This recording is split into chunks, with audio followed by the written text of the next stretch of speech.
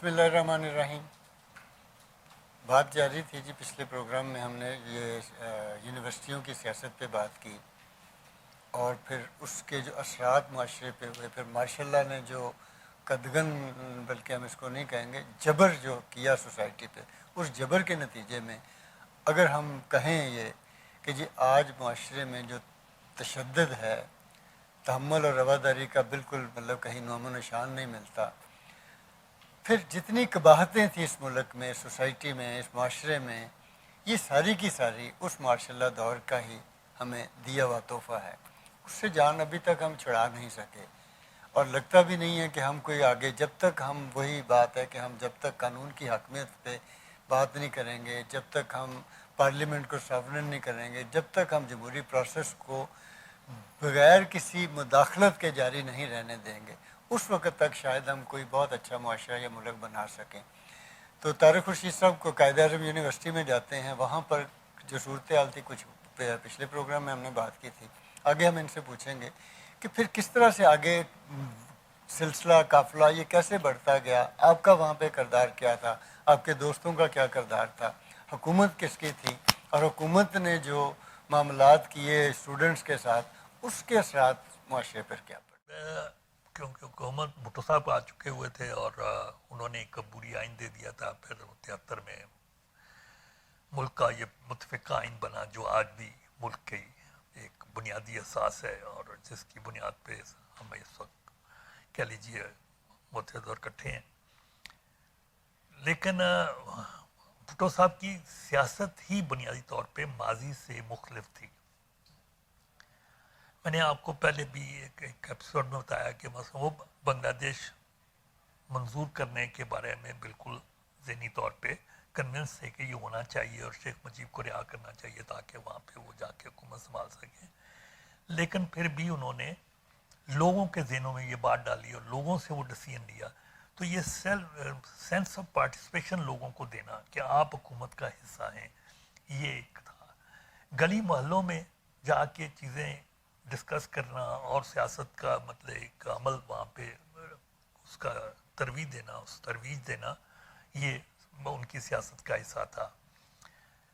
भुट्टो साहब जब फ़र्ज़ कर लीजिए कि हुकूमत में आने के बाद भी जब कभी पब्लिक में जाते थे किसी पब्लिक गैदरिंग में, तो वहाँ पे लीडरान, वज़ीर या पार्टी के मतलब जो हेड डिस्ट्रिक्ट और सूबाई हेड होते थे, वो स्टेज पे नहीं होते थे। स्टेज जो है उस पे डाइस पे कारकुन का कब्जा होता था। कारकुन उठता था और उसको मौका मिलता था कन्वेंशंस में और इस तरह की तकारीब में कि वो खुला के तनकीद करता था, वज़ीरों के ऊपर तनकीद करता था। और भुट्टो साहब उससे मुख्तलिफ टारगेट अचीव करना चाहते थे। जो बाद की जो क़यादत आई वो उसको कह लीजिए कि उसका अहाता नहीं कर सकी। एक तो ये होता था कि कारकुन की भड़ास निकल जाती थी, उसकी जो डिप्राइवेशन थी, जो महरूमियाँ थी, वो आके उसका कथारसिस कर लेता। जी हाँ, वो कथारसिस कर लेता था। और दूसरी तरफ भुट्टो साहब अपने जो नीचे की लीडरशिप थी उसको एहसास दिलाने में कामयाब हो जाते थे कि ये देखो, अगर मैं ना हूँ, मेरी वजह से तुम लोग यहाँ बैठे हुए और तुम्हें कुछ नहीं कह रहा, वरना ये कारकुन तुम्हारी तिक्का बुट्टी कर रहे हैं, लोग तुमसे इतने तंग हैं। तो वो उनको कंट्रोल में रखते थे, उनकी लीडरशिप कायम रहती थी। और तीसरी बात ये थी कि लोगों के अंदर एक पार्टिसिपेशन की मतलब एक एहसास उभरता था कि ये हुकूमत हमारी है। तो ये जो तर्ज सियासत है ये आपको अब नजर देखें, मतलब आपकी बात तो जारी रहेगी। सिर्फ छोटी सी एक बात कि इस वक्त हम जितनी स्टेज देखते हैं और उसके ऊपर जितने लोग खड़े होते हैं, ऐसे लगता है कि वो एक किसी वो जो मुकाबला हुस्न टाइप नहीं होता, उस तरह की तमाम लीडरशिप जो है ना वो लीडर के ऊपर चढ़ी होती है, बेचारा वो बात में नहीं।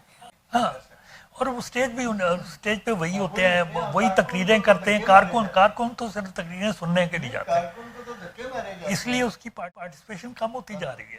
اس لیے کہ وہ تقریریں سننے کا عمل تو آپ جس طرح ہم کر رہے ہیں, یہ جو ہم کر رہے ہیں یہ تو اس طرح سن سکتا ہے. وہ تو جاتا یہ ہے کہ وہ کمیونیکیٹ کرتا ہے اپنی لیڈرشپ کے ساتھ. اگر وہ کمیونیکیشن ہو ہی نہیں رہی تو پھر اس کا وہ کسی کنونشن میں جانا یا کسی جلسے جلوس میں شریک ہونے کا کوئی اس کی وجہ نہیں بنتی. خیر اینی وے, بھٹو صاحب کی سیاست کا یہ ترا امتیاز تھا کہ وہ کارکن کی بات سنتے تھے اور اس کو اہمیت بھی دیتے تھے. کارکن مطمئن ہو کے نکلتا تھا. اگر فرض کر لیجئے آپ بھٹو صاحب سے اختلاف کر لیجئے تو لوگ کہتے ہیں بھٹو اختلاف برداشت نہیں کرتا تھا. یقیناً وہ شاید اوپر کی لیول پہ جہاں پہ فیوڈل, ہاں, لیکن کارکن کی حد تک بھٹو صاحب نہ صرف بات سنتے تھے بلکہ ان کو کنونس کرنے کی کوشش کرتے تھے. میں اور امراض احسن, میں واقعہ آگے جا کے آپ کو بتاؤں گا کہ وہ ہم نے کیا اختلاف کیا بھٹو صاحب سے. اس کے امان اللہ خان کو اس وقت اس کی سسپینڈ کی گئی تھی ممبرشپ, تو ہم نے بھٹو صاحب کو لیٹر لکھا. بھٹو صاحب اور ہم اس وقت کالج کے اسٹوڈنٹ تھے, لیکن اس کے باوجود بھٹو صاحب نے ہمیں بلا کے کنونس کیا اور ہم سے ہمارے وہ جو کہہ لیجیے استعفے تھے پھڑوائے. پھاڑنے کے بعد انہوں نے کہا کہ دیکھو یہ پارٹی کی ڈسپلن کی بہت ضروری ہے کہ اگر آپ پارٹی کے اندر اختلاف کر سکتے ہو لیکن پارٹی کے باہر آپ جا کے پارٹی پہ تنقید کرو گے تو اس طرح پارٹی پھر جو ہے وہ قائم نہیں رہ سکتی, لیڈرشپ کا وہ رول نہیں رہ جاتا. اور وہ کنونس کیا کرتے تھے. اسی طرح مطلب آپ یہ تو خیر قدرت کی طرف سے دی ہوئی بات تھی کہ خداداد صلاحیت تھی ان کی کہ فوٹو میموری تھی ان کی. اگر وہ ایک آدمی کو ملے ہیں اور اس کے ساتھ 5 منٹ کی ان کی ملاقات ہے تو وہ اس کا نام بھی انہیں یاد ہے اور ان کی شکل بھی اسے یاد ہے. بھٹو صاحب کی یادداشت خیر یہ قدرت کا عطیہ ہے. میں نہیں سمجھتا کہ کسی اور لیڈر کی کمی جو ہے اس کو کمپیئر کروں اس کے ساتھ, لیکن ان میں یہ بہرحال ایک خوبی تھی کہ وہ ایک ملاقات جس سے ہوئی ہے اس کا نام اور اس کے چہرے کو پہ انٹیگریٹ کر لیتے تھے اور اس کی ہوئی باتیں بھی ان کے ذہن میں ہوتی تھیں. اسی طرح آپ دیکھیے کہ اس وقت جتنے بنیادی فیصلے ہیں وہ بھٹو صاحب کے پاس فائل جاتی تھی تو آپ اس وقت کے بیوروکریٹ سے پوچھئے کہ اس فائل کے اس اپلیکیشن کے جو پیپر ہوتے تھے اس کے نوٹنگ ہوتی تھی وہ ساری ریڈ پین کے ساتھ اس کے ایون اس کی اسپیلنگ کی غلطیاں بھی نکال دیا کرتے تھے. اور یادداشت اتنی تھی کہ اگر ایک ہی بات جو ہے وہ دوسری تیسری بار ان کے پاس گئی ہے تو وہ سیکرٹری کو بلا کے یہ کہہ دیتے تھے کہ اس کو کتنی دفعہ میرے پاس پیش کرو گے, میں نے نہیں کرنا یہ کام. تو یہ یادداشت تو بہرحال پھر آگے چل کے آپ کو کسی لیڈرشپ پہ نظر نہیں آتی, لیکن اس کے باوجود بھٹو صاحب کی بہت ساری خوبیاں ایسی ہیں جس کی وجہ سے آج بھی پیپلز پارٹی بھٹو کا کہہ لیجیے وہ جو سارا دور ہے اس کو کیش کرتی چلی جا رہی ہے.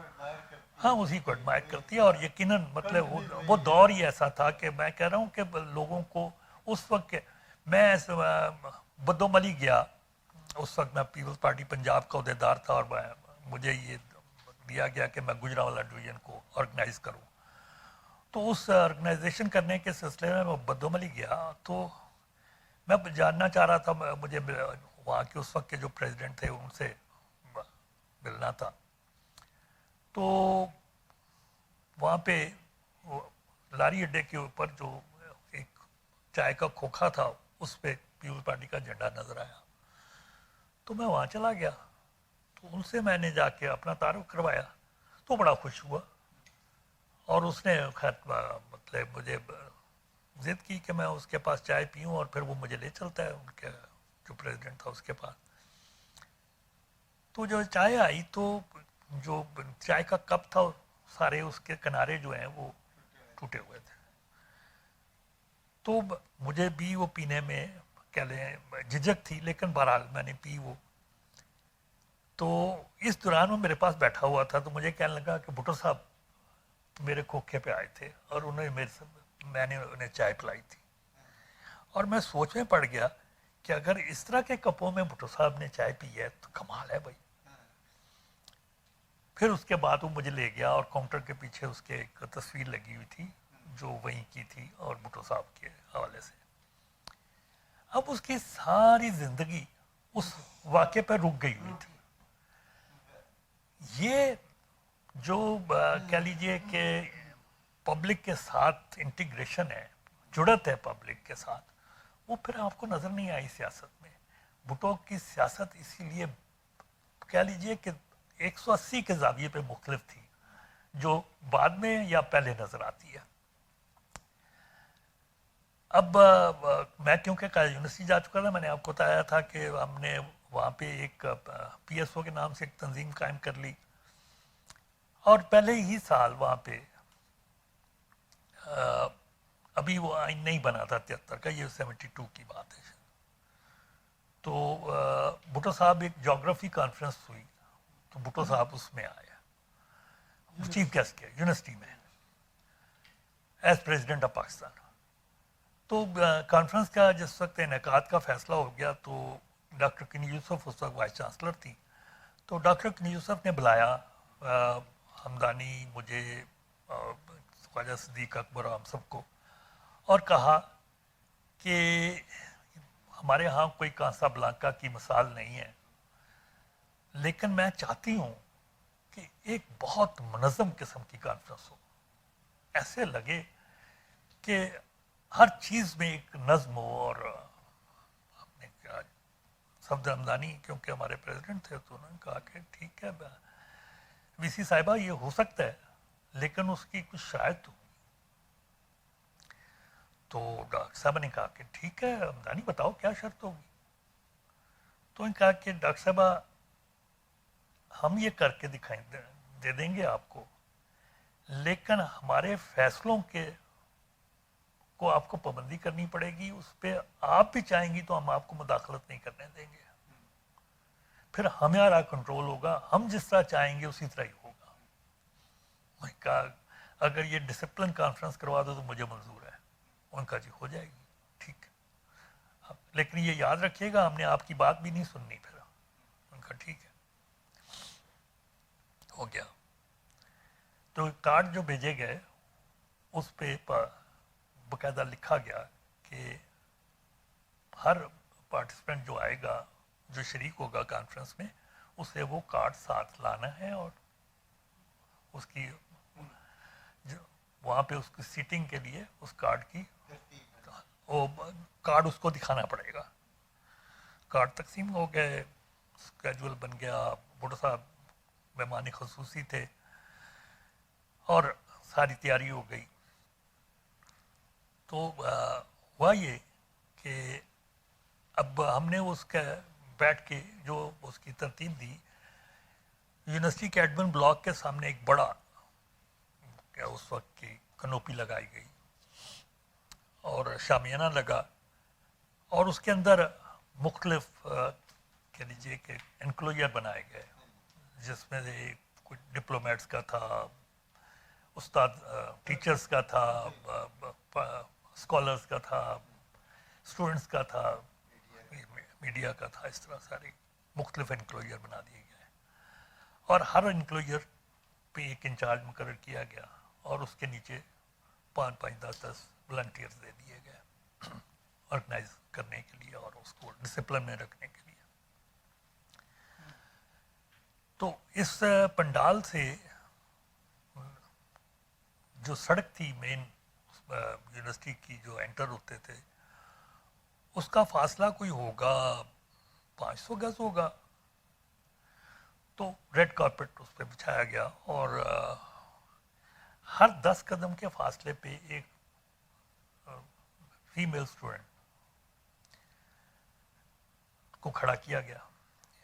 ایک لڑکی وہاں کھڑی ہونا اور اس اور جو مین سڑک پہ جا کے جو لڑکی کھڑی تھی وہ اس کا نام زیادہ پوار تھا, اور جس وقت کوئی اترتا تھا تو زیادہ جاتی تھی ان کے پاس اور جا کے پوچھتی تھی کہ آپ کون ہیں, اور اس کا کارڈ لیتی تھی اور وہ کارڈ لے کے 10 قدم آگے آ کے دوسری لڑکی کے حوالے کرتی تھی اور بتاتی تھی اس کو کہ یہ مسٹر فلاں ہیں, ڈپلومیٹ ہیں, पार्टिसिपेंट हैं, स्टूडेंट हैं, कौन टीचर हैं, स्कॉलर हैं, और वो वापस अपनी जगह पे चली जाती थी ताकि दूसरे को रिसीव कर सके। और ये अमल 10-10 कदम तय करते हुए वो शख्स पंडाल में पहुंचता था, और पंडाल का इंचार्ज खुद सफदर हमदानी था। सफदर हमदानी उसे देख के उस पंडाल की तरफ, उस इंक्लोजर की तरफ भेजता था। उस इंक्लोजर का जो कह लीजिए है, उस इंक्लोजर का जो सरबराह होता था, वो उसकी सीटिंग का जो तय थी वो उनका बंदोबस्त कर देता था, वहाँ उसको बिठा देता था। ये तय था कि अगर इवन मतलब कह लीजिए कि डिप्लोमेट की सीटें खाली हैं, तो तब भी कोई शख्स स्कॉलर्स के या टीचर्स के इंक्लोजर से उठ के डिप्लोमेट्स के इंक्लोजर में नहीं जाएगा, या टीचर्स की खाली हैं तो कोई डिप्लोमेट उठ के इंक्लोजर उस पर दूसरे इंक्लोजर, सो आप अपने अपने इंक्लोजर से दूसरे इंक्लोजर में नहीं जा सकेंगे। तो ये सारा बंदोबस्त था। तो भुट्टो साहब आए तो ज़ाहिदा पवार ने उन्हें रिसीव किया और पूछा कि सर आपका कार्ड। तो भुट्टो साहब ने कहा कि बेटा मैं तो कार्ड नहीं लेके आया। कहा सर कार्ड पे लिखा हुआ था। तो फिर तो आपको वापस जाना पड़ेगा। तो कहा मैं चीफ गेस्ट हूँ, मैं प्रेसिडेंट ऑफ पाकिस्तान हूँ। कहा सर मुझे पता है आप प्रेसिडेंट ऑफ पाकिस्तान हैं, लेकिन प्रेसिडेंट ऑफ पाकिस्तान को एक कार्ड इशू हुआ था। तो उस पर फिर भुट्टो साहब मुस्कुराए और उन्होंने मिलिट्री सेक्रेटरी से कहा कि कार्ड दो। तो उसने कार्ड दिया। ज़्यादा ने वो कार्ड देखा और कहा कि yes sir you are president of Pakistan, आइए। उन्हें लेके गई और अगली लड़की के हवाले किया, और इस तरह वो वापस चली गई। और वो भुट्टो साहब उसी तरह वो करते करते पंडाल में पहुंचे जहाँ पे सफदर हमदानी ने उन्हें रिसीव किया। और भुट्टो साहब स्टेज की तरफ जाने लगे तो सफदर हमदानी ने बस पकड़ा और कहा नहीं सर आपकी सीट वो सामने है। उन्होंने कहा कि मैं सदर पाकिस्तान हूँ और मैं चीफ गेस्ट हूँ। उनका सर पता है, लेकिन वो लिखा हुआ है प्रेसिडेंट ऑफ पाकिस्तान, उसके उनकी सीट के ऊपर वो लगा हुआ था, स्टिकर लगाया हुआ था प्रेसिडेंट ऑफ पाकिस्तान। खैर भुट्टो साहब जाके वहाँ बैठ गए। भुट्टो साहब जब वहाँ बैठ गए तो उसके बाद खैर पहले ही पंडाल तकरीबन भर चुका हुआ था। डॉक्टर साहब आई, स्टेज सेक्रेटरी ने वो संभाला और उन्होंने अनाउंसमेंट शुरू की, जिसमें उन्होंने बुलाया पहले वाइस चांसलर को, फिर भुट्टो साहब को चीफ गेस्ट के तौर पे। तो फिर सफदर हमदानी गया भुट्टो साहब के पास, उन्होंने कहा सर अब आइए, और भुट्टो साहब स्टेज पे आ गए। कॉन्फ्रेंस स्टार्ट हो गई। मैं डिप्लोमेट के जो इंक्लोजर था उसका इंचार्ज था। तो डिप्लोमेट जरा कम आए थे और वहाँ पे सीटें खाली थी। तो जो अमलन मतलब हमारे यहाँ है, रवाज है, वो कोई मतलब का स्कॉलर था, कोई किसी और यूनिवर्सिटी का, वो साहब उठे और वो उठ के आके वहाँ आके बैठ गए। खैर मैं गया उनके पास और मैंने जाके उन्हें पूछा कि सर आप डिप्लोमेट हैं, सफारतकार हैं? उनका नहीं मैं स्कॉलर हूँ। मैं कहा सर फिर मेहरबानी करें आप अपने इंक्लोजर में जाइए। कहने लगे नहीं यहाँ सीटें खाली हैं, बस मैं बैठ गया हूँ। मैं कहा सर सीटें खाली आपका मसला नहीं है, आप अपने इंक्लोजर में जाइए। उनका नहीं मैं तो बैठ गया हूँ। मैं सफदर के पास गया और मैंने जाके कहा कि शाह जी वो आदमी इस तरह आके बैठ गया और वो नहीं उठ रहा, तो क्या करें? सफदर ने कहा कि तुम 5-7 को लेके जाओ और जाके उससे कहो कि वो उठ के चला जाए अपनी जगह पे, वरना तुम्हें इख्तियार है उसको उठा के बाहर फेंका, बाद में देख लेंगे। मैं चला गया, मैं उसके और मैं 4-5 लड़के ले गया। अब हम जब उसके खड़े हुए तो फिर मैंने उसके जाके विस्पर किया उसे। मैंने कहा कि सर मेहरबानी कीजिए अपनी जगह पे चले जाइए, अगर आप नहीं गए تو میں آپ کو اٹھا کے آپ کی جگہ پہ نہیں لے کے جاؤں گا, اس پنڈال سے باہر پھینکاؤں گا اور پھر آپ کو اندر نہیں آنے دوں گا. اس نے دیکھا کہ 4-5 کٹھے آ گئے ہیں تو اسے بھی احساس ہوا کہ یہ ہو سکتا ہے, تو وہ اٹھے اور واپس چلے گئے. اچھا مجھے نہیں پتا تھا کہ بھٹو صاحب اس کو واچ کر رہے ہیں اور دیکھ رہے ہیں اس بات کو. وہ چلا گیا. خیر کانفرنس بہت ڈسپلن کانفرنس تھی اور ہو گئی. اچھا اس کے بعد چائے کے لیے سب کو انوائٹ کیا گیا.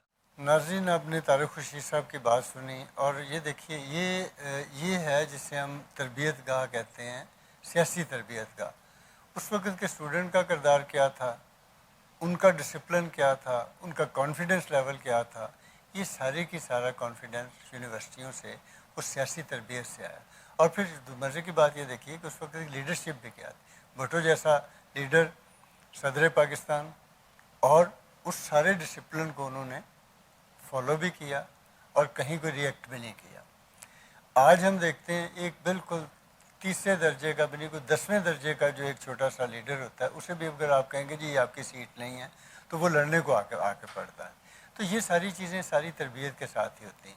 تو اگلے پروگرام تک کے لیے اجازت دیجیے, ہم اسی سلسلے کو آگے بڑھائیں گے.